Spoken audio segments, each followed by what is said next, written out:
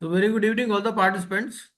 Today we will start with this pre-pack insolvency resolution process. Right. So we will try to understand the process. What is this pre-pack insolvency process?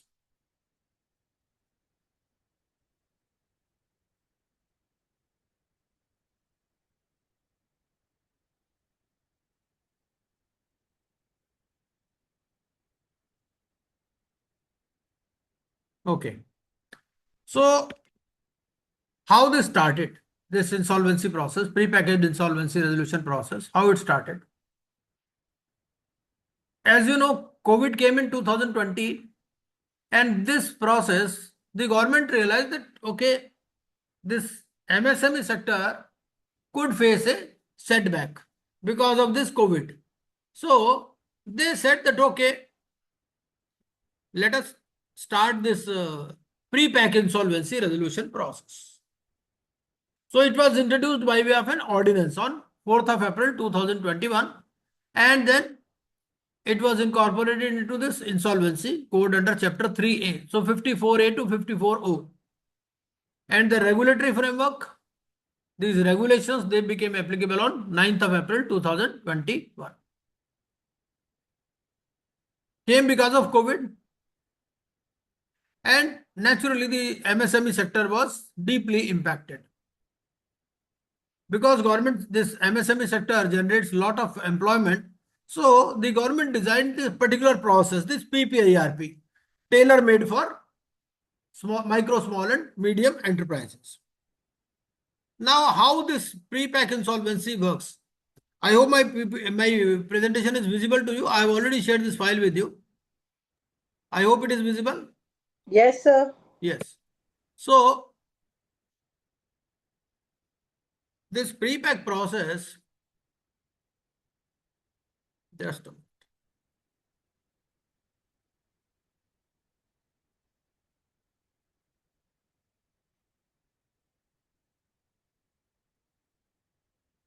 So it functions as a hybrid insolvency framework. It actually combines some of the features of insolvency, some of the features of liquidation. So it is a hybrid insolvency framework. So it combines the flexibility and efficiency of out-of-court restructuring with the legal certainty and binding nature of NCLT approval process. As you know, in normal CIRP, it is a creditor in control model, wherein the creditors take over through a COC. But here it is a debtor in possession model, because the government also realized that there may not be many takers for this MSMEs. So it allows the existing management to retain control. But of course, there is a committee of creditors also, which oversees the operations, and there is an RP also, who is not responsible for the basic compliances, but he acts as a monitor. So this is the differentiation from normal CIR. Now, who can make an application? As we know, in case of normal CIRP, financial creditor, operational creditor, or corporate debtor can make the application. But here, this application for initiating PPIRP can only be made for a corporate debtor, which is classified as MSME. And the default amount, as per section 4, here is minimum 10 of lakhs or 10 more. lakh rupees as against 1 crore in case of normal CIR. There are some other qualifications also. So in order to qualify to file an application under PPIRP process, the corporate debtor must strictly meet the following conditions, which are given under section 54A. What are those conditions? There must be a default under section 4. There should not have been a PPIRP or a completed CIRP in 3 years preceding the initiation date. The CD must not currently be undergoing a CIRP, and there must be no existing litigation order passed against the CD under section 33. And the CD and its promoters, they must be eligible to submit a resolution plan under section 29A. That means the corporate debtor should not be disqualified under section 29A. So these are some of the conditions which are necessary for a corporate data to move an application under this PPIRP process, which is restricted for corporate MSMEs only, right? Now this entire process is divided into two parts. One is the pre-initiation phase and then is the initiation phase. So unlike CIRP, PPIRP requires extensive groundwork and consensus building before filing the application with the adjudicating authority. So as we know that in case of PPIRP, the corporate debtor is making the application. So before the CD makes the application, there must be a consensus building between the financial creditors and the corporate debtor. First such consensus building initiative is the appointment of RP. So what it says, the financial creditors. So first of all, what the CD will do? CD will prepare a list of the creditors, right? And that is prepared in form number P2, Kajal Kiranji. In form number P2, he will prepare a list. Now, he will identify which are the unrelated parties. So, financial creditors exclude, he will calculate the vote share also based on the books because no claims have come as yet, right? So, financial creditors excluding related parties representing at least 10% of the financial debt must propose an insolvency professional to act as the RP. This proposal must then be approved by financial creditors representing not less than 66% of the financial debt. So, if a CD has decided that okay, he should go in for PPIRP process, what he will do? First of all, they will prepare a list of creditors and they will assign them a vote share based on the amount as per books because only books are available as of now, right? No claims have come. Now there may be a financial creditor who may be having less than 10% of the financial debt. So he cannot propose the name. So only those financial creditors which are not related parties and at least have 10% of the financial debt, they can propose an insolvency professional. So there could, suppose there are 5 people who are having 10% or more. So then all 5 can propose, right? And then there will be a voting and this proposal must then be approved by financial creditors representing not less than 66% of the financial debt. Okay. Now directors declaration. The majority of the directors or partners of the CD must make a declaration in form number P6 stating that the CD will file for the PPIRP process within a definite time period not exceeding 90 days and that the process is not meant to defraud anyone and confirming the name of the approved RP, right?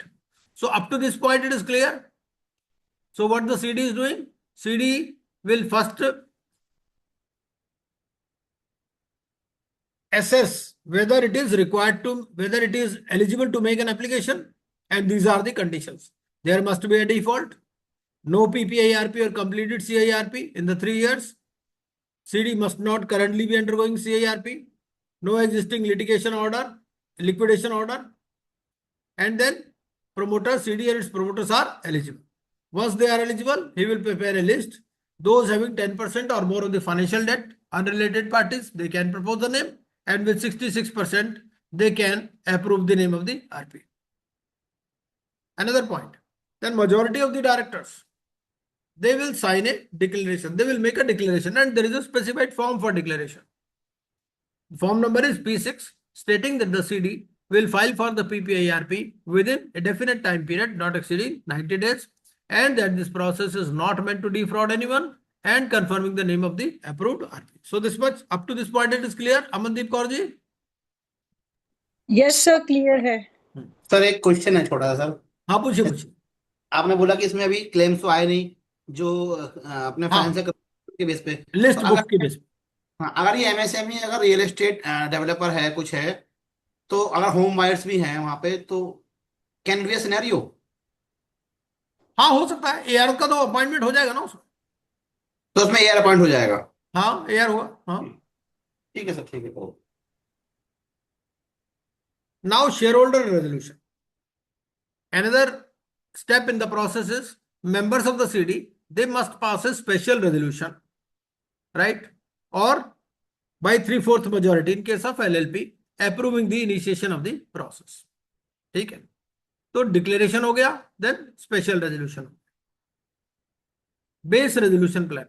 This is another concept because here the CD is filing the application, right? Financial creditor or operational creditors, they are not filing the application. So the CD must prepare a base resolution plan and submit it to the financial creditors. Just a minute. एक minute मुझे दीजिए.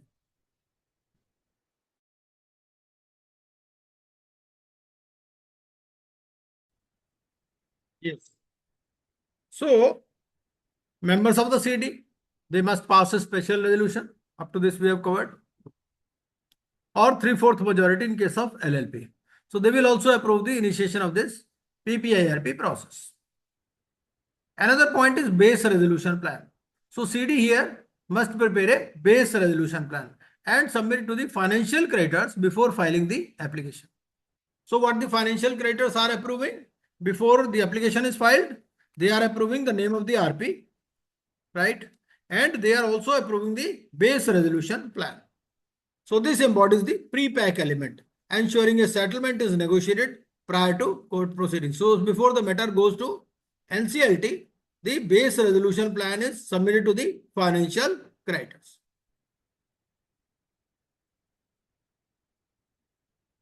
Now final creditors approval. So after receiving the base resolution plan and declarations, independent financial creditors representing at least 66% in value must approve the filing of the application in form number P4, right?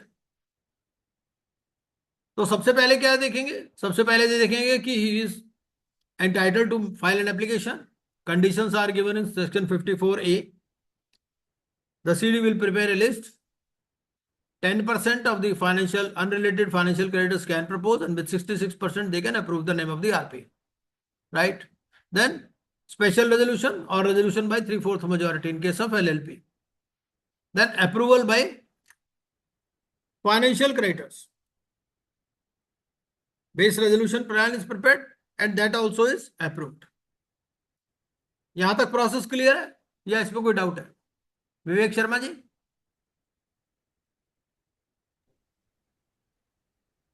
No doubt. चलिए, now duties of the IP before initiation. अभी क्या हो गया? अभी इन्होंने क्या file किया था? इन्होंने ये कहा था कि भैया we will file a application within a definite time period not exceeding 90 days. तो अब क्वेश्चन ये उठता है कि 90 डेज में ये क्या करने वाले हैं? ठीक है, इन्होंने ये 90 डेज कहां लिखा? लिखा था डायरेक्टर्स डिक्लेरेशन. उसमें वर्डिंग है within a definite time period not exceeding 90 days. वहां नंबर ऑफ डेज लिखने पड़ते हैं. अब क्वेश्चन ये उठता है कि 90 डेज में ये क्या करने वाले हैं? यही सब करने वाले हैं, क्योंकि डायरेक्टर डिक्लेरेशन में ही लिख दिया उन्होंने 90 डेज. डायरेक्टर डिक्लेरेशन के बाद में शेयर होल्डर्स रेजोल्यूशन हो गया, बेस रेजोल्यूशन प्लान प्रिपेयर हुआ, फाइनेंशियल क्रेडिटर्स को बेस रेजोल्यूशन प्लान दिखा दिया. ठीक है, अब क्या है कि there are some before initiation duties of the IP before initiation. Section 54B क्या बोलता है? Before the process formally begins, the proposed RP must prepare a report in form number P8. तो P8 के अंदर इसको एक रिपोर्ट प्रिपेयर करनी है RP को. ठीक है, this report confirms that the CD meets all the eligibility requirements. अब ये eligibility requirements कहाँ लिखी हुई है? सेक्शन 54A में. ठीक है, and that the base resolution plan conforms to the statutory guidelines which are given in section 54K. ठीक है, the RP's pre-initiation duties cease if the CD fails to file the application within 90 days or once the NCLT admits or rejects the application. ठीक है, now 54C, initiation and moratorium. The CD files the application with the NCLT electronically in form number 1, accompanied by a fees of 15,000 rupees. The application must include the base resolution plan, declarations, special resolution, creditors approval, and declaration regarding the existence of any avoidance or fraudulent transactions. तो ये सारी चीजें आपको application के साथ में file करनी है. Now NCLT as usual has 14 days from the receipt of the application to either admit or reject the application. And upon admission, the PPIRP commences and the NCLT issues an order that declares a moratorium under section 14. जो section 14 वाला moratorium है वो यहां पर भी applicable है. Formally appoints the resolution professional, which is already approved by the financial creditors unrelated, and directs the RP to make a public announcement in form P9 within 2 days. ठीक है. और ये फॉर्म P9 में भी जो public announcement है, यहाँ थोड़ा सा ना यूनिक फीचर है. ये जो पब्लिक अनाउंसमेंट है ये पेपर में नहीं होता. ये P9 किसको जाता है? ये जाता है उसी लिस्ट को जो क्रेडिटर्स है. अब यहां एक क्वेश्चन उठता है कि suppose somebody's name is not included, then directors are responsible. ठीक है. Now, critical statutory timeline. So PPIRP is strictly time bound to ensure rapid distress resolution. No extensions are generally permitted. ठीक है. कई बार वो exclusion allow कर देते हैं but extension permit नहीं होता, जैसे CIRP में होता है ना, 180 + 90, या फिर आपका फास्ट ट्रैक में है 90 + 45. यहां पर ऐसा कुछ नहीं. तो टोटल PPIRP ड्यूरेशन कितना है? This is 120 days from the commencement date. ठीक है. और प्लान सबमिशन डेट है आपकी 90 days from the commencement. Commencement here means date of admission of application. ठीक है. NCLT admission within 14 days of receipt. Plan approval by NCLT within 30 days of receipt, क्योंकि 90 days दे दिए plan submission के लिए और 30 days दे दिए plan approval by NCLT के लिए. ठीक है. And termination if no plan is received then next day after 90th day expiry. So on the 91st day, the RP will file an application for termination of this process. ठीक है. Now let us see some of the roles and responsibilities. ये जो corporate debtor है, debtor in possession under section 54H. H means having control. So under section 54H, the management of the affairs of the CD remains vested in the existing board of directors or partners. They are legally obligated to protect and preserve the value of the property and manage operations of the CD as a going concern. CD is also responsible for submitting the list of claims form P10 and the preliminary information memorandum to the RP within 2 days of the commencement date. ठीक है. पहले इसने list बनाई थी P2, अब list बना रहे हैं P10. ठीक है. और एक preliminary information memorandum. Information memorandum we know which is there in case of CIRP. और यहां पर क्या है, एक बनेगा पहले preliminary information memorandum which will be prepared by the CD, and based on that preliminary information memorandum CD will prepare the RP will prepare the information memorandum. ठीक है. Furthermore, the CD is strictly responsible for filing TDS, IT and GST returns during the process. So what the RP will be doing? RP will be monitoring the process, and in case CD is not doing compliance, then the RP will take this matter before the COC. The resolution question. So the RP's primary role is oversight and facilitation, not active daily management. So key duties under section 54F include, क्या F में क्या duties हैं? Confirming the list of claims and informing creditors in form P9, monitoring the management of the CD, compliance with the responsibility of the CD, constituting the committee of creditors within 7 days, appointing 2 registered valuers within 3 days, preparing the information memorandum within 14 days, forming an opinion within 30 days, making a determination within 45 days, and applying to the NCLT within 60 days regarding PUFE transactions. तो यहां पर क्या time period है? 30 days, 45 days and 60 days. Now committee of creditors. The COC must be constituted by the RP within 7 days of the commencement date. Based on the confirmed list of claims, the first meeting must be held within 7 days of the constitution. ठीक है. So COC has significant powers including, क्या क्या powers है CD के पास? पहला है vesting the management. So if the COC observes gross management, क्योंकि इन्होंने क्या डिक्लेरेशन दिया हुआ है? CD ने डिक्लेरेशन दिया था कि भाई this process is not being initiated to defraud any creditors. So if the COC observes gross mismanagement or fraudulent conduct by the CD, it can resolve with a 66% vote to vest the management entirely with the RP under section 54J. The RP must then file an application in form P14 with the NCLT. ठीक है, तो COC के पास एक तो major power ही है, दूसरा है termination और CIRP switch. So COC can terminate the process or decide to switch to a standard CIRP at any time before a resolution plan is approved requiring a 66% vote. लेकिन इसको अगर switch करना है standard CIRP में तो other conditions must be fulfilled. जैसे default amount normal CIRP में 1 करोड़ है, तो इसमें डिफॉल्ट अमाउंट 1 करोड़ होगा, तभी स्टैंडर्ड CIRP में स्विच कर पाएंगे, अदरवाइज नहीं. ठीक है. Now resolution plan process section 54K, submission and evaluation of the base resolution plan. The CD must submit the base resolution plan to the RP within 2 days of the commencement, which is then presented to the COC. ठीक है, COC evaluates the base resolution plan. अब यहां क्या condition है? The base resolution plan should not impair any claims owed to operational creditors. ठीक है, तो इस केस में क्या होगा? Then COC may approve it directly for NCLT submission. COC को लगता है बेस रेजोल्यूशन प्लान ओके है, तो इसी को ही आप एडमिट कर सकते हैं. Impairment means A reduction in their confirmed claims. Now but if the BRP जो बेस रेजोल्यूशन प्लान है उसमें क्या है? If it impairs the claims of operational creditors or if the COC simply does not approve it, the RP must invite competing resolution plans from prospective resolution applicants within 21 days. ठीक है, तो this initiates the switch challenge method. अब यहां switch challenge method में क्या है? The BRP acts as the anchor bid. मतलब ये जैसे डिपार्टमेंटल कैंडिडेट होते हैं, एक मान लीजिए ऑर्गेनाइजेशन है, इसको समझने के लिए एक ऑर्गेनाइजेशन है जिसमें एक डिपार्टमेंटल कैंडिडेट है, तो एक तरफ डिपार्टमेंटल कैंडिडेट को रखते हैं और दूसरी तरफ आउटसाइडर्स को. इसी तरह से इसमें ये जो CD है अभी इसको आउट नहीं किया, इसका प्लान अप्रूव नहीं किया, दूसरे प्लान्स मंगा लिए, दूसरे प्लान्स में से क्या करेंगे? बेस्ट चूज करेंगे, बेस्ट रेजोल्यूशन प्लान, और फिर इन दोनों के बीच में कंपटीशन करवाएंगे, जिसको कहते हैं हम switch challenge method.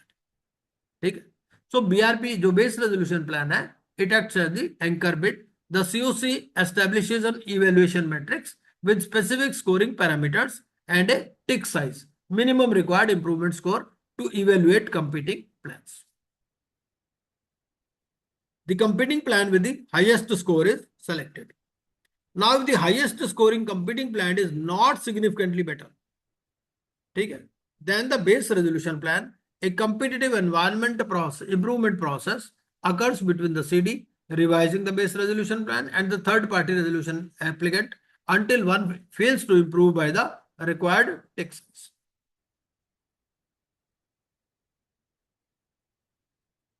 Now, evaluation metrics and scoring. To understand the scoring mechanism, consider a scenario where COC identifies 3 parameters. ठीक है, वेट्स आर असाइंड. जैसे मान लीजिए अपफ्रंट पेमेंट है, अपफ्रंट पेमेंट में हो सकता है वेट में भी असाइंड 1.5x. ठीक है, और मिनिमम रिक्वायरमेंट 20 है, मान लीजिए. This just imagination. Fresh equity infusion weight 2 times and term of plan weight 2.5 minus. ठीक है, तो suppose there is a bidder A, Shyamlal. What he is offering? 20 crore upfront, 100 crore equity. ठीक है, 2 years इंप्लीमेंटेशन पीरियड. तो इसका score कैसा रहेगा? 20 into 1.5 जो आपका इसका स्कोर है. ठीक है, और माइनस रहेगा 2 इंटू 2.5, ये जो फ्रेश इक्विटी इन्फ्यूजन. तो इसका स्कोर बन गया आपका 225.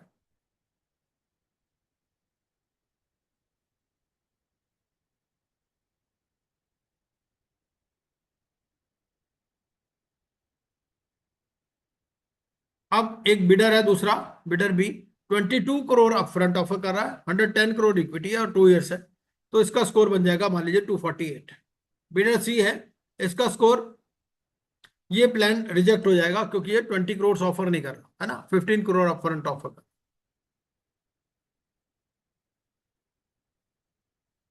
Now, once a finalized plan is approved by the COC with 66% majority, the RP files it with the NCLT alongside a compliance certificate in form number P12. The NCLT has 30 days to approve the plan if it satisfies section 30 subsection 2 requirements, effectively binding all stakeholders and ending the moratorium period. Now termination and transition to CIRP. So if no resolution plan is approved by the COC within 90 days, so RP must file an application in form P13 on the 91st day itself for termination of the PPIRP process. Upon termination, the NCLT may pass a liquidation order and PPIRP costs become part of the liquidation costs. Alternatively, under section 54O, the COC may vote with 66% majority to initiate the CIRP. So NCLT will terminate the PPIRP, initiate CIRP, appoint the RP as the IRP and declare PPIRP cost as part of the CIRP costs. ठीक है, ये कुछ forms हैं. The regulations outline specific P. ये P, they all the forms they begin with P to ensure strict compliance throughout the process. एक form P1 है. Form P1 क्या है? Written consent by the IP. फिर form P2 क्या है? Form P2 is the list of creditors for pre-initiation meetings. Form P3 है approval of terms of appointment of the RP. अब form P3 में क्या है? The actually 3 types of fees are agreed to by the RP. क्योंकि यहां पर RP का role different है. सबसे पहले first type of fees could be before initiation duties. ठीक है, क्योंकि बिफोर इनिशिएशन में क्या करना है? इसको देखना है कि भाई whether all the conditions are met. इसको अपनी रिपोर्ट देनी है फॉर्म P8 में, है ना. देखना है कि base resolution plan whether it conforms to the requirements which are given section 54K. इस सब के लिए फीस लेगा. दूसरी टाइप की फीस क्या है? When COC vest the management with the RP. ठीक है. और तीसरी जो नॉर्मल ड्यूटीज RP की, जिसमें सिर्फ मॉनिटरिंग की ड्यूटी है, कंप्लायंस की ड्यूटी नहीं. ठीक है, तो ये 3 तरह से अपनी फीस फॉर्म P3 में देता है. फॉर्म P4 है financial approval by the financial creditors for initiating PPIRP process. Form P5 है written consent to act as authorised representative in case of class of creditors including home buyers. Form P6 है declaration by the CDs directors और partners. ठीक है, ये declaration है. Form P7 है declaration regarding PUFE transactions. Form P8 है आपका report of the insolvency professional. Form P9 public announcement है which is not to be done in newspapers, जो कि आपको जो क्रेडिटर्स की लिस्ट है P10 में उसी को भेजना है. फिर फॉर्म P10 हो गई आपकी updated list of claim submitted by the CD. Form P11 invitation for resolution plans Swiss challenge. Form P12 हो गया आपका compliance certificate filed with the final plan. Form P13 हो गया application for termination of PPIRP. And form 14 हो गया application to vest management with the RP ousting the CD. Now let us see some of the key distinctions कि दोनों में फर्क क्या है CIRP और PPIRP. पहला तो कंट्रोल. कंट्रोल किसके पास है? जो नॉर्मल CIRP में है वह क्रेडिटर इन कंट्रोल है ना, and RP manages the operations. यहां पर PPIRP में it is debtor in possession and existing management retains control. Pre negotiation इसमें it is not required, standard code driven process है ना. मतलब before admission of the application कुछ नहीं है ज्यादा. यहां पर क्या है? एप्लीकेशन एडमिशन से पहले भी बहुत सारी चीजें. और प्री पैक में क्या है? Pre negotiation is required submission of base resolution plan which is to be approved by financial creditors with 66% majority. Eligibility इसमें क्या है? All corporate debtors where the default amount is 1 crore or more. और यहां पर क्या है? MSME only where the default amount is 10 lakhs or more. Management removal it is automatic upon initiation. और PPIRP में it is not automatic. It can be done by the COC at any time when they find that the CD is playing a fraud or the affairs of the company are being grossly mismanaged. ठीक है. और timeline normal CIRP में 330 days है और यहां पर 120 days. So this prepackaged insolvency resolution process is a specialized rapid response legal mechanism tailored specifically for the MSME sector. So by enforcing strict 120-day timelines, requiring rigorous pre-filing consensus via the base resolution plan, and allowing existing promoters to retain operational control, it mitigates the disruptive nature of traditional insolvency.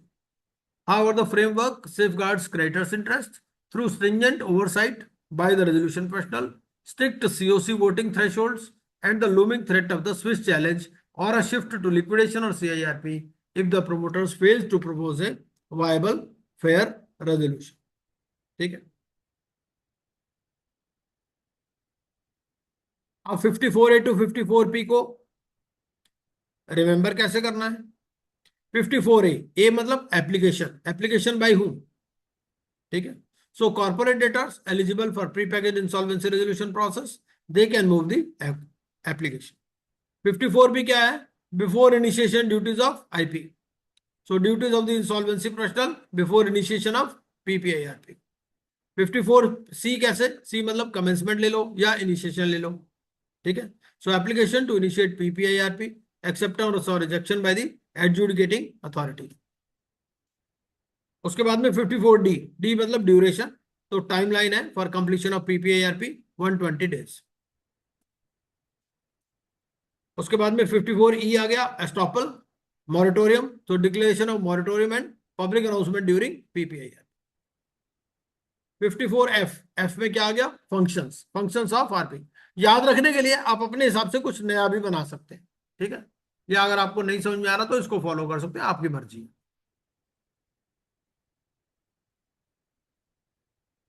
तो 54F में आ गया functions of RP, duties and powers of resolution professional during PPIRP. अब 54G, G से जी हुजूर. So list of claims and preliminary information memorandum that will be submitted within 2 days. ठीक है. 54H, H मतलब having control, ठीक है. So management of the affairs of the corporate debtor, control remains with the existing management. तो CD बोलता है हम ही रहेंगे मालिक, तो having control. 54I, अब I से इसने ले लिया constitution of COC, constitution of the committee of creditors within 7 days. 54J, J मतलब jugglery, jugglery by the CD. So no jugglery allowed and COC में oust the CD. So vesting management of corporate debtor with resolution professional. तो 54I का काजल किरण जी कोई और बढ़िया है आपके पास?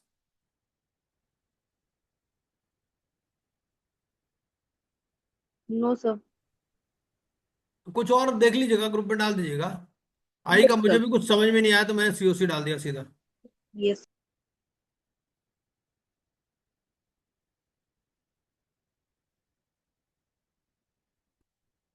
ये हो गया. अच्छा 54K, के मतलब किंग ले लीजिए आप, है ना. तो बेसिकली कि who will be the successful resolution applicant, कौन बनेगा king. So consideration and approval of resolution plan, ठीक है. So competing plans and approval. 54L, 54L क्या है? लाइकिंग ऑफ ए.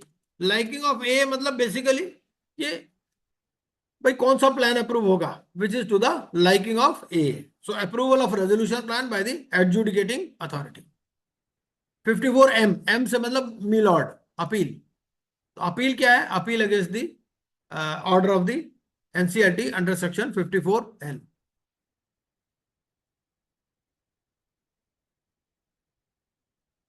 फिर 54N हो गया. N मतलब no to prepack, termination of PPIRP. तो termination of this pre package insolvency process. 54O, O मतलब जीरो, ठीक है. तो हीरो टू जीरो, पहले ये हीरो बना हुआ था, अब ये जीरो हो जाएगा क्योंकि CIRP में तो पावर खत्म हो जाती है ना. तो ये अब initiation of CIRP, initiation of CIRP, switching from PPIRP to CIRP. और 54P, P मतलब provisions of chapters to apply. So applications of provisions chapter 2, 3, 6 and 7 to this chapter, ठीक है. एक इसमें है golden window timing.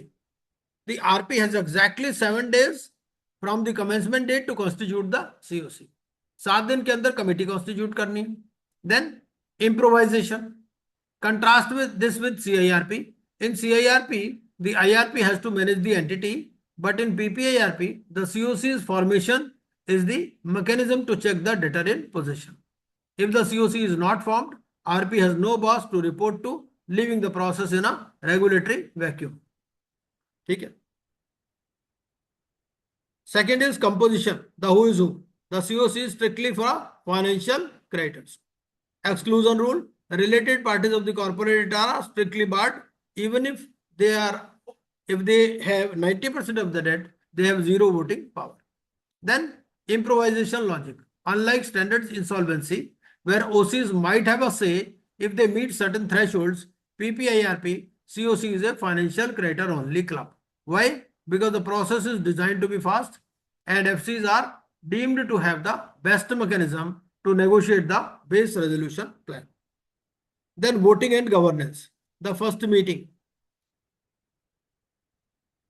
First meeting must be held within 7 days of the COC constitution. The strategic improve.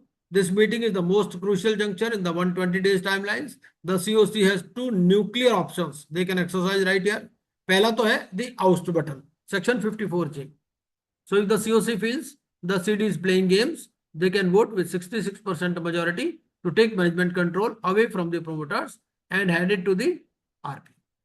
Then the pivot button, section 54O. If the COC loses faith in the pre-pack model, they can vote to switch the entire process into a full-blown CIRP. Then memory hook for section 54I, the 777 rule. To memorize the structure of the COC effortlessly, remember the 7-7 rule. 7 दिन है to constitute the COC from the commencement date. 7 days from the constitution to hold the first meeting. Then 7 is the number of days within which information is to be made available to COC members. ठीक है? So think of this as the lucky 7 who holds the keys to the company's future. Then the COC acts as the watchdog over the debtor in possession. 54I. Purpose is to provide oversight to the debtor in possession. Membership unrelated financial creditors only. Critical power, the power to fire the management, 54J, or switch the process, 54O. Then RP is burden. RP must ensure the list of claims is 100% accurate before section 54I kicks in, or the voting percentages will be legally challenged. ठीक है? तो ये basically आपके पास PPIRP process.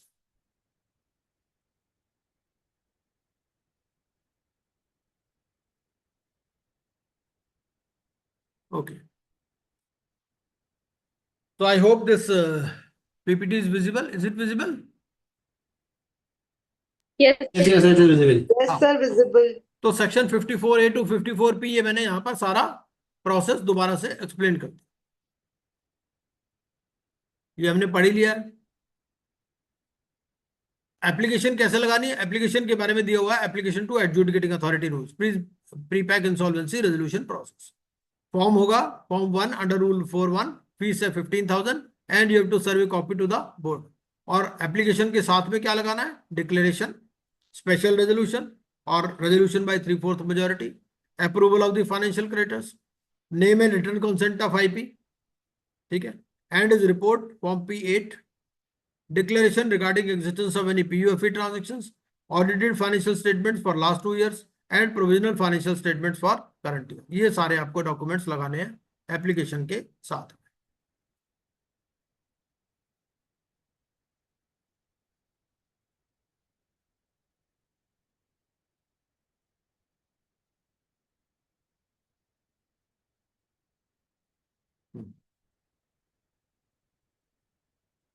ये आपकी timeline है.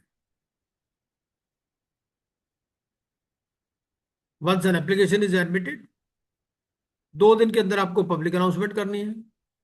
Within 3 days you have to appoint 2 registered valuers. Within 7 days you have to constitute the COC. Within next 7 days you have to conduct the first COC meeting. ठीक है. Submission of information memorandum to COC. Then 21 days for publication of invitation for resolution plan. Within 30 days you have to form an opinion on avoidance transactions. Within 45 days you have to determine the avoidance transactions. 60 days filing of application. 90 days approval of resolution plan by COC. And 120 days approval or rejection plan by the adjudicating authority.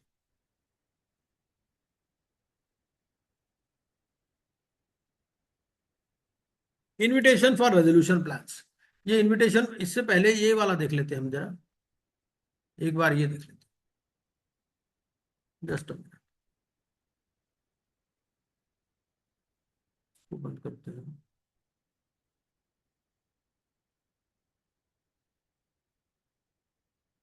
ये so CD shall submit the base resolution plan to the RP within 2 days of the commencement date, ठीक है, and RP will present this to the COC। ये 54K है जो बहुत important section है, ये 54K में सारी कहानी दे रखी है। Now COC may give an opportunity to the CD to revise the base resolution plan before its approval, ठीक है, और calling of resolution applications from prospective resolution applicants, ठीक है। So for this section 30 shall be applicable. जो CIRP का section 30 है वही criteria सब में चलेगा for submission of resolution plan, ठीक है। So COC will approve the base resolution plan for submission to the adjudicating authority if it does not impair any claims owed by the corporate debtor to the operational creditor. मतलब CD ने एक plan दिया, base resolution plan, उसमें क्या condition होनी चाहिए कि there should not be any impairment of claims of operational creditors, ठीक है। और अगर COC एग्री करती है तो वही प्लान दे सकते हैं NCLT को। Now suppose COC does not approve the base resolution plan, right, due to the fact that it impairs claims of OCs or due to any other reason, RP will invite resolution plan from prospective resolution applicants to compete with the base resolution plan। अभी भी इसको outright reject नहीं किया, इसको भी रखा हुआ है और नए प्लान्स भी मंगा लिए, ठीक है। And these shall be invited within 21 days from the commencement date in form number P11, ठीक है। RP will provide the evaluation metrics and other information to prospective applicants as approved by the COC, and on receipt of resolution plan, RP to confirm whether such plan confirms the requirement of section 30 subsection 2. Now the resolution professional shall present to the COC for its evaluation resolution plans which conform to the requirements referred to in section 30 subsection 2। और उसमें से एक select कर ले, एक तो है ही इसका CD का, एक जो नए प्लान्स आए हैं उनमें से एक कर ले। So COC to select one amongst those presented. The selected resolution plan shall compete with the base resolution plan and finalized resolution plan shall be approved by COC with 66% majority, ठीक है, and RP to apply with the adjudicating authority with COC approved resolution plan। Now suppose COC does not approve the base resolution plan or any other resolution plan, RP shall file their application with AA to terminate the PPIRP process। Now when base resolution plan is approved by COC with impairment of claims of operational creditors, COC may require the promoters to dilute their shareholding etc, ठीक है, and if rejected then reasons for such rejection are to be recorded by the COC, ठीक है। और एक important चीज to note here is that CD में submit the base resolution plan either individually or with any other applicant, and impairment of claims of OC means reduction of their confirmed claims. ये हमने देख लिया।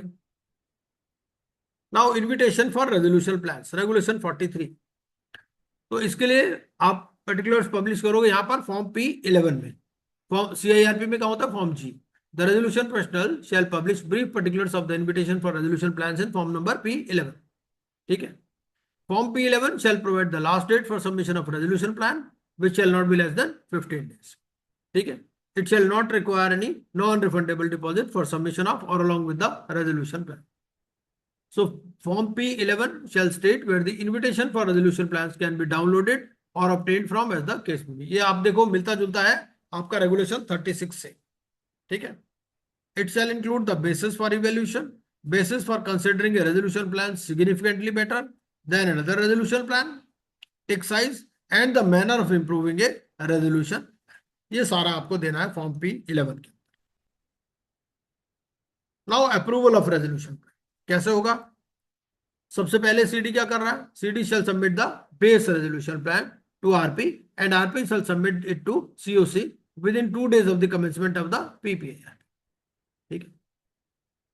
अब मान लीजिए जो बेस रेजोल्यूशन प्लान है it is paying for all the operational creditors, कोई इंपेयरमेंट नहीं, तो इसी को अप्रूव कर सकती है ना। तो इसमें क्या होगा, सीओसी में अप्रूव दी बेस रेजोल्यूशन।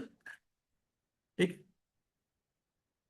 अब मान लीजिए कि CoC does not approve the base resolution plan, तो क्या करेगा, आरपी क्या करेगा, RP shall invite plans for competing with the base resolution plan. ठीक। Now CoC shall evaluate the plans presented by the RP and select the best resolution, उनमें से एक select कर दे। अब ये हो सकता है कि X is better than base resolution plan. ठीक है। Then X to compete with the BRP in the manner specified by the IBPI। ठीक है। और उन दोनों में से एक सेलेक्ट हो जाए।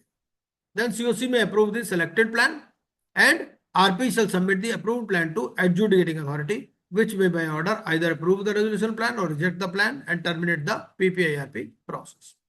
ठीक है। और कोई भी प्लान अगर अप्रूव नहीं होगा, then the RP shall file an application with the adjudicating authority for termination। ये कुछ पेनल्टीज की प्रोविजंस है। Now what are the conditions in which this PPIRP may be terminated. पहली कंडीशन क्या है, if no resolution plan approved by CoC is received within 90 days। ठीक है। If CoC rejects the selected resolution plan, if A rejects the resolution plan, if COC resolves to terminate the PPIRP, if COC resolves to initiate CIRP, and where the A ordered for vesting of management of CD with the RP and the COC approved a resolution plan which does not result in change in management or control of CD. So these are all the conditions in which this process of PPIRP may be terminated by the adjudicating authority। ठीक है। Liquidation कौन सा, liquidation यहां पर बहुत कम situations में होता है इन केस ऑफ पीपीआईआरपी। एक और खास बात है कि CoC can not decide for liquidation in case of PPIRP process. ये कंडीशंस कहां दी गई हैं, ये कंडीशंस हैं सेक्शन 54N सब सेक्शन 4 क्या कहता है, if A is satisfied that the COC approved resolution plan does not comply with section 30 subsection 2 requirements. ठीक है। 54L4B है, इसमें क्या है, where the A ordered for vesting of management of control with the RP and the COC approved resolution plan which does not result in change in management or control of the CD, or that same person which was ousted by the A, he again is entering through the approved resolution plan which is approved by COC। तो उस case में भी क्या करेंगे, COC, this adjudicating authority will reject such resolution plan and will order a liquidation। ठीक है। और section 33 sub section 3 है, where a resolution plan approved under PPIRP is contravened by the CD। तो ये सिचुएशंस है फॉर लिक्विडेशन।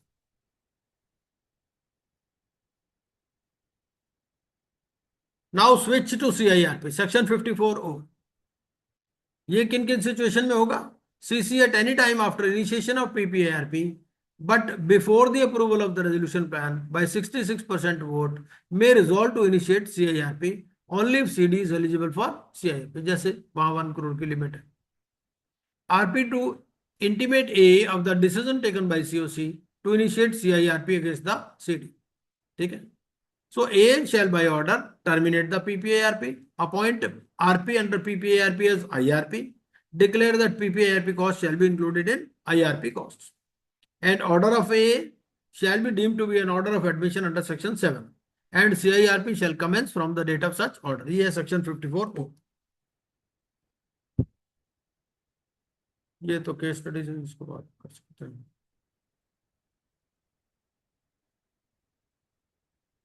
पहले provisions देख लेते हैं और अच्छी तरह से थोड़ा सा।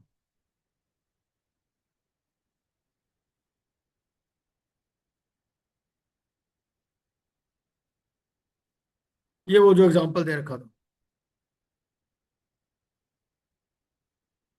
जो स्विस चैलेंज है, तो उसमें क्या होता है, बेसिकली सीओसी कुछ क्राइटेरिया बनाती है। उस क्राइटेरिया में क्या हो सकते हैं, जैसे अपफ्रंट पेमेंट हो सकता है, फ्रेश इक्विटी इन्फ्यूजन हो सकता है, टर्म ऑफ रेजोल्यूशन प्लान है। मान लीजिए उन्होंने कह दिया कि भैया अपफ्रंट पेमेंट इसको हम 1.5 का मल्टीपल देंगे, ठीक है। फ्रेश इक्विटी इन्फ्यूजन 2 टाइम्स और टर्म ऑफ रेजोल्यूशन प्लान -2.5, मतलब जिसका कम टर्म होगा नेचुरली दैट इज प्रेफरेबल, इसीलिए माइनस, ठीक है। तो ये 3 आए हमारे पास रेजोल्यूशन प्लान्स। अब स्कोर कैलकुलेशन कैसे होगा? जैसे 20 इंटू 1.5, 22 इंटू 1.5, अब 15 इंटू 1.5, ठीक है। और ये वाला प्लान इवेल्युएट नहीं होगा चिरंजीवी लाल वाला, क्योंकि इन्होंने क्या कहा कि भाई 20 से कम नहीं होना चाहिए। ये यहां से शुरू है, ये पैरामीटर्स फिक्स किए इन्होंने। Upfront payment 1.5 times, fresh equity infusion 2 times, term of resolution plan 2.5 times, provided x should not be less than 20। तो इन्होंने इस तरह से इवेल्युएट कर दिया। अब एक का स्कोर आ गया 220, एक का स्कोर आ गया 225, एक का आ गया 248। अब वो ये कहता है कि अगर कोई प्लान सिग्निफिकेंटली बेटर है, कब सिग्निफिकेंटली बेटर होगा? जब 20% से ज्यादा हो। इनमें से कोई भी प्लान सिग्निफिकेंटली बेटर तो है नहीं, है ना। तो जब सिग्निफिकेंटली बेटर नहीं है तो फिर क्या है, अब वो एक स्विच चैलेंज मेथड करेंगे। उसमें कहते हैं वो टिक साइज इन्होंने बना रखा है 10 जैसे। तो टिक साइज में क्या होता है बेसिकली कि अब जैसे ये प्लान है, ठीक है। अब कौन कौन से प्लान कंपीट करेंगे आपस में? 220 और 248। 220 तो बेस रेजोल्यूशन प्लान है और 248 है। तो अब ये जो 220 है इसको कहा जाएगा कि भाई 248 से आपको इंप्रूव करना है। 248 प्लस 10, टिक साइज 10 है तो 258। अब ये 258 हो गया तो पोपटलाल क्या करेगा? 268। 268 के बाद जो बेस रेजोल्यूशन प्लान वाला 278, इस तरह से 10-10 से बढ़ाते रहेंगे, ठीक है। ये होता है हमारा Swiss challenge.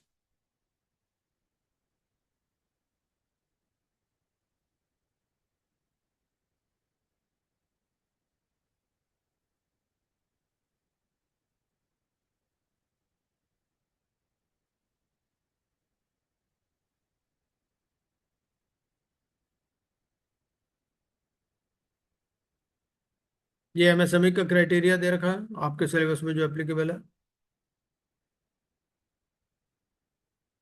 Default 10 lakh rupees.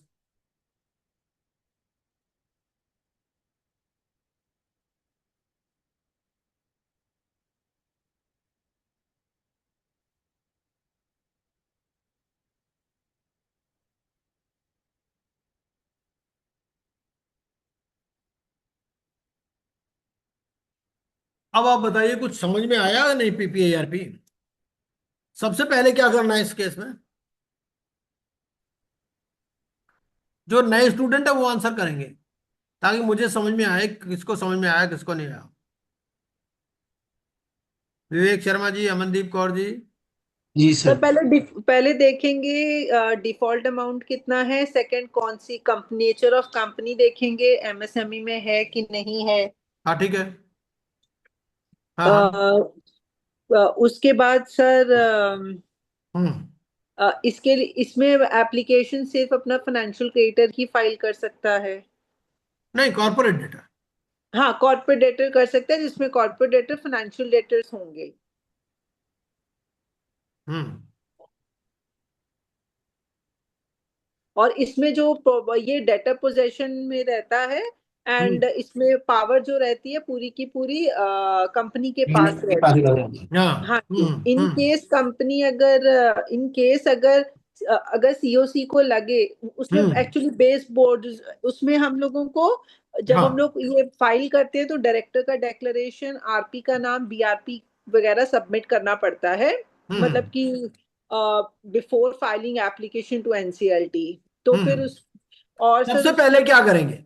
मान लीजिए एक सीडी है। हम्म। अब सीडी को लगता है भाई वो पीपीआईआरपी की एप्लीकेशन फाइल कर सकता है। पहले तो हाँ वो जी। अपना स्टेटस चेक कर लेगा एमएसएमई में आता है कि नहीं आता, है ना। हाँ एमएसएमई में जी। आता है, उसका कोई सीआईआरपी भी नहीं चल रहा, उसका कोई पीपीआईआरपी भी नहीं चल रहा, डिक्लेरेशन कोई लिक्विडेशन भी नहीं चल रहा, ठीक है। और हम्म। फिर 29 में भी वो एलिजिबल है, ये कंडीशंस तो बेसिकली वो देख लेगा 54 है। हाँ जी। उसके उसके बाद वो क्या करेगा, एक लिस्ट बनाएगा, list of creditors in form P2। हाँ जी। उस लिस्ट में ही वो क्या करेगा, जो भी क्रेडिटर है ना उसको परसेंटेज असाइन कर देगा, जो अनरिलेटेड फाइनेंशियल क्रेडिटर्स। अब हम्म। उसमें कुछ ऐसे होंगे जिसका 10% या उससे ज्यादा का होगा परसेंटेज। वो यस। फिर वो लोग जो है, वो financial creditors, those financial unrelated financial creditors which constitute 10% or more, they can propose the name of the RP. वो प्रपोज करेंगे नाम, ठीक है। और उसके बाद फिर 66% से आरपी का नाम अप्रूव हो, ठीक है। एक बार ये हो गया, फिर ये क्या करेंगे, डिक्लेरेशन फाइल करें, ठीक है। डिक्लेरेशन होगा फॉर्म P6 में। हम्म। उस डिक्लेरेशन में क्या लिखेंगे कि भाई हम 90 डेज के अंदर ये एप्लीकेशन फाइल कर देंगे, और ये हमारा कोई पर्पस फ्रॉड करने का नहीं है। And name of the IP proposed and approve to be appointed as RP, ये चीजें उसके अंदर लिख देंगे। उसके बाद फिर मेंबर्स एक स्पेशल रेजोल्यूशन पास करेंगे, ठीक है। और फिर सीडी क्या करेगा, CD will submit the following information to FC. क्या, एक तो copy of special resolution, declaration of directors, एक base resolution plan and such other information and documents.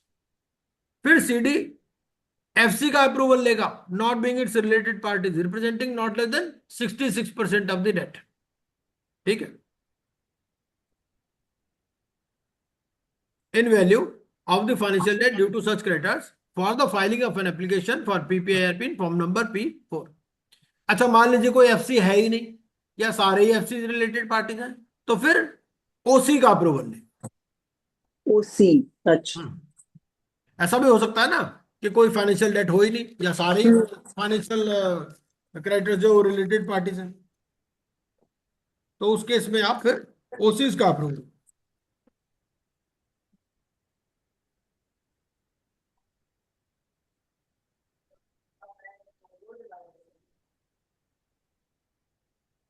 और ये जो ओसी का अप्रूवल है, ये आपका कितना है, 10 largest operational creditors plus one representative of workmen and one representative of employees, regulation 25, ठीक है जी।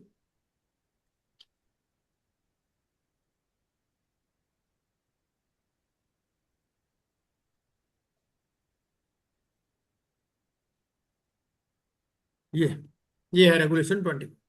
सो where the corporate debtor has no financial debt or where all the financial creditors are related parties, the applicant shall convene a meeting of operational creditors who are not related parties of the corporate debtor, and provisions of sub regulation 1 to 7 shall mutatis mutandis apply.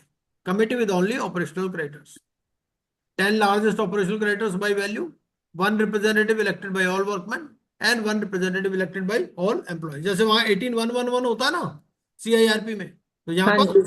N11। Then, अच्छा, मान लीजिए committee में सिर्फ creditors in class है, तो फिर वो दो ही आएंगे उसमें, एक आरपी आएगा और दूसरा AR है। हम्म। ऑथराइज रिप्रेजेंटेटिव की फीस ही ऐसे ऐसे 10 to 100 15,000, 101 to 1,000 20,000 है, और मोर देन 1,000 25,000। सर इस केस में आरपी की फीस क्या रहेगी, जो सीआईआरपी में फीस है वही वाली फीस रहेगी आई नहीं नहीं नहीं नहीं आरपी? नहीं नहीं, ऐसा नहीं, ये तो आपस में अप्रूव कर देते हैं ना फाइनेंशियल क्रेडिटर्स। ओके। वो जो फॉर्म P3 है, फॉर्म P3 में ये हम्म। उसको कहते हैं भैया तुम तीन तरह की फीस बता दो अपनी। तीन तरह की फीस कौन कौन सी, पहली कि अभी एप्लीकेशन एडमिट नहीं हुई, उससे पहले भी तुम्हें कुछ काम करना है। उससे पहले क्या देखना है कि ये PPIRP के लिए एलिजिबल भी है कि नहीं, MSME भी है कि नहीं, है ना। और हम्म। उसके अलावा ये कि आपने फाइनेंशियल क्रेडिटर्स का अप्रूवल ले लिया है कि नहीं, base resolution plan it meets with the requirement of section 54 के। ये सारी कंडीशंस कौन देखेगा, आरपी देखेगा। वो कहेगा यस। भैया इसकी फीस बता दो। दूसरा ये कि अगर ये एप्लीकेशन एडमिट हो जाए तो तुम्हारा रोल लिमिटेड रहने वाला है, क्योंकि सीडी कंप्लायंस के लिए हाँ जी। रिस्पॉन्सिबल है, तो यस। सेकंड वैसी फीस बता दो। और तीसरी फीस वो बता दो जब सीडी को हटा दिया जाएगा और तुम्हारे पास ही फुल फ्लैज कंट्रोल आ जाएगा। तो तीनों तरह की फीस पहले से ही बता देते हैं फॉर्म P3 के अंदर। अच्छा, इसमें कोई प्रिस्क्राइब फीस नहीं है जैसे हम लोग की नहीं नहीं सीआईआरपी नहीं, के वहां केस में? इसमें ऐसा नहीं है ना। ओके ठीक है हाँ सर, समझ गया। हाँ ओके सर। ठीक है जी, ये भी हो गया। ये कंडीशंस है, ये सारी 54A में दे रखी है, ये हमने पढ़ी ली। हाँ जी। डिक्लेरेशन के अंदर क्या करना है it shall file a PPIRP application within a definite time period not exceeding 90 days. PPIRP is not being initiated to defraud any person, and name of the IP proposed and approved. ये अब इसके बाद इसने क्या करना है? Resolution, ये resolution professional की ड्यूटीज है बिफोर सर इनिशिएशन ऑफ। एक क्वेश्चन, यस, सर एक हाँ क्वेश्चन हाँ सर, ये जो है ना, विद इन 90 डेज अपने को डिफॉल्ट का पे कर, मतलब विद इन 90 डेज अपने को एप्लीकेशन फाइल करनी हाँ है, राइट? हाँ हाँ 90 डेज होगा आपका डिफॉल्ट कैल, मतलब डिफॉल्ट होने के 90 डेज के अंदर अंदर ना? नहीं, from the date of filing of the declaration, declaration में लिखा अच्छा, जाता है। इसीलिए यही क्वेश्चन है, ठीक है सर। हाँ, डिक्लेरेशन में लिखा जाता है। ओके ओके, ठीक है सर। अब ये बिफोर इनिशिएशन ड्यूटीज ऑफ पीपीआईआरपी क्या है?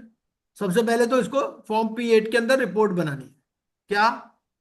एक तो ये कि 54A वाली कंडीशन से मीट कर रहा है कि नहीं कर रहा। ये 54A की कंडीशंस क्या है? ये वाली, ठीक है। उसके बाद बेस रेजोल्यूशन प्लान है, वो सेक्शन 54K के रिक्वायरमेंट्स के हिसाब से है कि नहीं, और file such other reports and documents with the board as may be specified, perform such other duties, ठीक है। ये वाली ड्यूटी खत्म होगी कब? जब एप्लीकेशन एडमिट हो जाएगी या रिजेक्ट हो जाएगी, ठीक है। And CD will maintain separate bank account for this fees and expenses to be incurred by IP from time to time, and this account will be operated by IP, ठीक है। तो CD एक separate bank account खोल देता है इसके लिए, ये इस फीस के लिए और एक्सपेंसेस के लिए, और ये अकाउंट IP ही ऑपरेट करता है। तो ये ड्यूटीज है of the proposed IP before PPIRP। Report बनानी है, files reports and perform such other duties. These duties of the proposed IP ceases if the CD fails to submit the application or application is admitted or rejected. अब commencement हो गया, 54C commencement, ठीक है। तो जब एक बार application admit हो गई तो फॉर्म 1 के अंदर एप्लीकेशन फाइल करनी है with A fees of 15,000 rupees, ठीक है। इसमें 3 पार्ट्स हैं फॉर्म 1 के अंदर। पहला पार्ट है about the details of the applicant and CD, second part IP का है, और थर्ड पार्ट है डिटेल्स ऑफ द क्रेडिटर्स और डेट, ठीक है। इसकी कॉपी बोर्ड को भी देनी। The application shall be filed before the adjudicating authority in accordance with NCLT rules. Applicant along with the application shall furnish copy of special resolution passed, approval of 66% financial creditors, consent of the IP in form P1, and a declaration regarding existence of any transaction, those of avoidance nature. A will either accept or reject within 14 days. And if it is complete or reject the application before rejection, 7 days time will be given to the applicant to rectify the defect if any. And PPIRP commencement date is the date of order passed by the adjudicating authority accepting the application. और फिर 54D बोलता है that PPIRP is to be completed within 120 days. ये preliminary information memorandum, this is to be prepared by the CD. PPIRP cost जैसे CIRP cost है वैसा मिलता जुलता।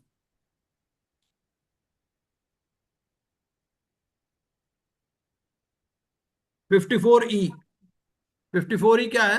The adjudicating authority shall, on the prepackaged insolvency commencement date, along with the order of admission, declare moratorium, appoint RP as named in the application by the CD, or based on recommendation by board if disciplinary proceedings are pending against the proposed RP.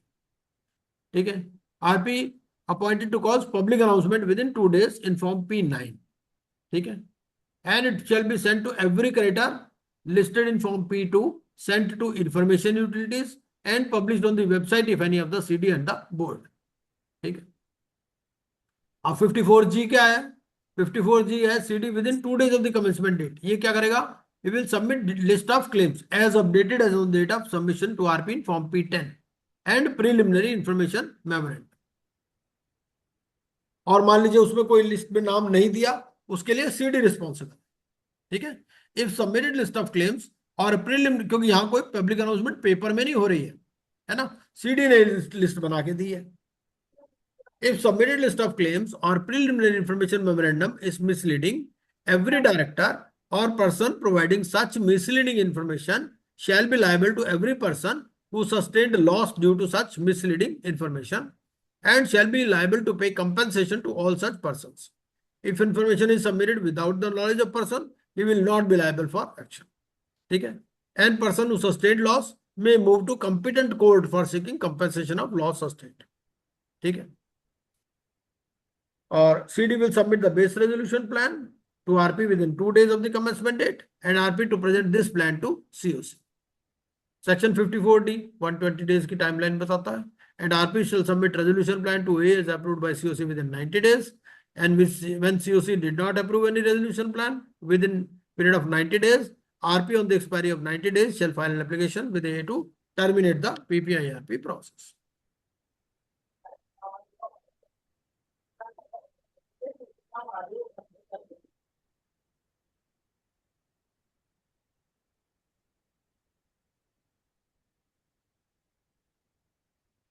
(54F) 54F क्या है? ये functions है, actions है, duties and powers of the RP. सबसे पहले ही क्या करेगा?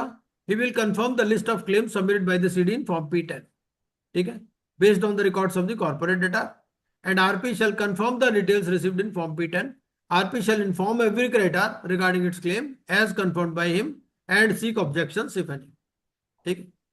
ए क्रेडिटर मींस, अच्छा, अब a creditor may submit objection along with supporting documents to the RP within 7 days from the receipt of communication. ठीक? The RP may call for such other evidence or clarification as he deems fit from a creditor for substantiating the whole or part of its claim. The RP shall consider every objection received and modify the claims of the creditors. The resolution professional shall maintain a list of claims in Form P10 and update it as and when required. ठीक है?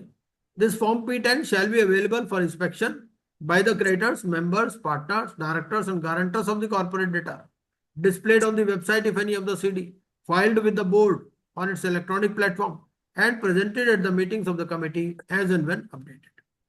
ठीक?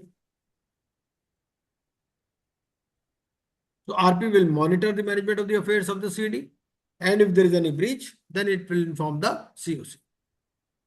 Constitute COC, convene and attend the meetings of board of directors. क्योंकि board of director भी चलता रहेगा, meeting उनकी चलती रहेंगी, और ये भी मीटिंग अटेंड करेगा आरपी भी. He will appoint 2 registered valuers within 3 days of his appointment. He will prepare the information memorandum within 14 days from the commencement date on the basis of preliminary information memorandum. ठीक है?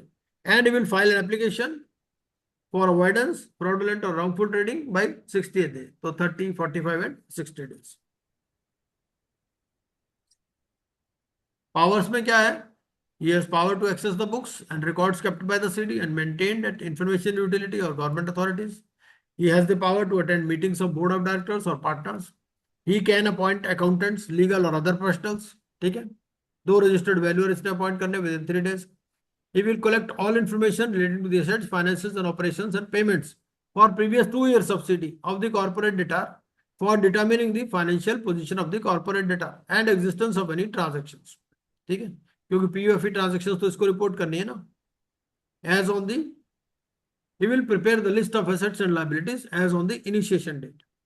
ठीक है? Financial institutions of the CD, employees of the CD, and board of directors of the CD shall provide all information and support to RP.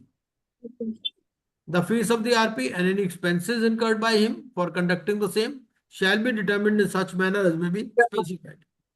COC may impose limits and conditions on such fees and expenses, provided further that the fees and expenses for the period prior to the constitution of the COC shall be subject to ratification by it. 54H. So during PPIRP, control of CD shall remain with the board of directors or partners. They shall endeavor to protect and preserve the value of the CD and manage operations as a going concern. ठीक है? 54J. So COC at any time with 66% voting can resolve to vest the management with RP, and on such resolution, RP to submit application to adjudicating authority, and if A is of the opinion that management should be given to RP, it will order as such. 54I, Committee of Creditors. Committee of Creditors आपको सात का इसमें 3 चीजें याद रखनी. पहला कि formation of COC with in 7 days. First meeting of COC with in 7 days। 7 days। अगर सीओसी कोई इंफॉर्मेशन मांगती है with in 7 days।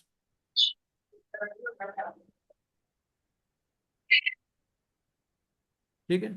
Where CD is only OCs, then COC will be of 10 largest operational creditors plus one representative workman, one representative of employees। अगर कोई change है in composition of CoC, that shall be inform to all creditors within 2 days of such change. ठीक है। Meeting के लिए वही है 33%। Notice भी इंपॉर्टेंट है। Notice of meeting to be given to all creditors before 3 days of meeting. ठीक है। This notice can be reduce to 24 hours and 48 hours in case of AR। ठीक है। कोरम 33%। एडजर्नमेंट वो सब सेम ही है, same time place next day shall be quorate with members attending. RP to chair the meeting and RP to ensure that required quorum is present throughout the meeting. ठीक है। वो normally CIRP वाले ही provision से होगा।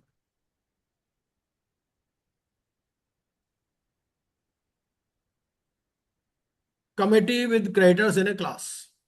ठीक है। So in this case, the RP shall provide the list of creditors in each class to the respective authorized representative within 3 days of the commencement of the process। ठीक है। Or updated list as and when updated। The authorized representative shall have no role in receipt or confirmation of claims of creditors of the class he represents। The RP shall provide sir electronic means। आपकी voice कम हो गई है। मेरी voice कम हो गई है? अच्छा। नहीं नहीं नहीं सर, सही आ रही है सर। टाइपिंग जब देखो सही है। मेरे को तो नॉर्मल आ रही जैसी थी। बाकी लोगों को नहीं सर, ठीक होगी ठीक होगी। हाँ। सॉरी सॉरी, मेरे कोई बार फोन हो में। सकता है। हाँ जी।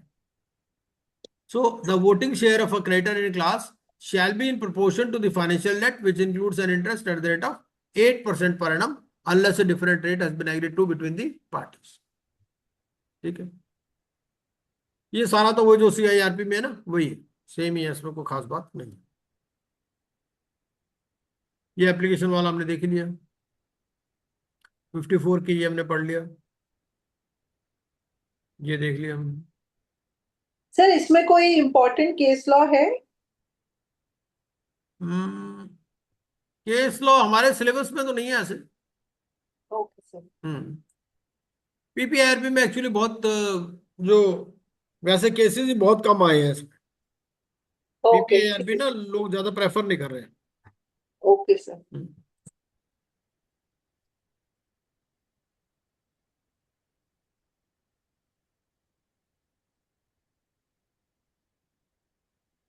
ये कुछ केसेस हैं इसमें। बैंक ऑफ बड़ौदा वर्सेस मंदाना इंडस्ट्रीज, ये अपने सिलेबस के हिसाब से नहीं, वैसे ही। तो इसमें क्या हुआ, honourable NCLT Mumbai bench on an application by one of the resolution applicants expressly ordered the RP to conduct switch challenge under CIRP। It may be mentioned that the applicant emerged as the successful resolution applicant and the resolution plan was approved by order dated 30th November 2018। Saket Dais, Honorable NCLT member bench rejected the use of switch challenge method during CIRP due to absence of it being expressly provided under CIRP regulations and the same being proposed by the applicant post approval of resolution plan by COC। ये सब हमने कर लिया।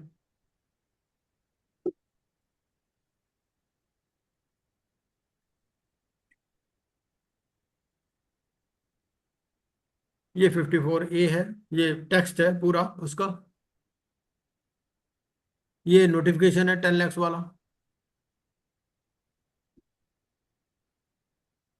तो before भी close अगर आपका कोई क्वेश्चन है तो इसमें पूछ सकते हैं। मोटा मोटा मैंने कवर कर दिया है CIRP, ये PPIRP। सर PPIP नहीं सर, मैंने आज वो वेयर एक्ट पढ़ना स्टार्ट किया तो जो इंट्रोडक्टरी पेज था तो उसमें अंडर फीचर्स ऑफ कोड में एक पॉइंट है, यहाँ पे लिखा है हाँ। The IPAs will also furnish bonds equal to the asset of a company under insolvency resolution। मैं समझा नहीं इस लाइन का मतलब सर। कहाँ लिखा है? जो बेयर एक्ट है, हाँ बेयर एक्ट में जो इंट्रोडक्टरी पेज है हाँ ठीक है उसमें फीचर्स ऑफ कोड करके टैब है, फीचर्स ऑफ कोड। ठीक है ठीक है। क्या लिखा उसमें? IPS। हाँ तो फीचर्स ऑफ कोड में लिखा है, मैं बताता हूँ सर। पॉइंट नंबर 2 है, वहां पे क्या? लिखा है the resolution process will be conducted by licensed insolvency professionals. Hmm The insolvency professional will be the members of insolvency professional agencies IPAs. फिर लिखा है कि IPAs will also furnish performance bonds equal to the asset of a company under insolvency resolution. ये क्या मैंने समझा नहीं, ये नहीं। कुछ नहीं है, ऐसा कुछ नहीं है। ऐसा ठीक कोड में तो है कहीं लिखा नहीं है, कुछ अलग से टेक्स्ट बुक में किसी में लिखा हो तो कह नहीं सकते। ठीक है सर, ठीक है डन सर, ठीक है आप मुझको स्क्रीनशॉट भेज देना, ऐसा कुछ नहीं लिखा कहीं पे भी। ठीक है सर, ठीक है हाँ, ऐसा कुछ नहीं। ठीक है sir. Thank you sir. Thank you. Thank you sir. Good thank you. Night. हाँ जी। Thank you. Good night everybody, thank you sir. एक बार इसको पढ़ लेंगे ना तो क्लियर हो जाएगा, ऐसी बात नहीं। ठीक थैंक यू सर, सर। ठीक है सर, थैंक यू। हाँ जी।